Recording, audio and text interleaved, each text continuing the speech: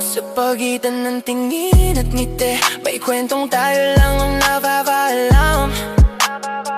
Walang label pero namdam sa bawat hawak mong hindi naman dapat. 2:00 ng umaga, ikaw ang kausap.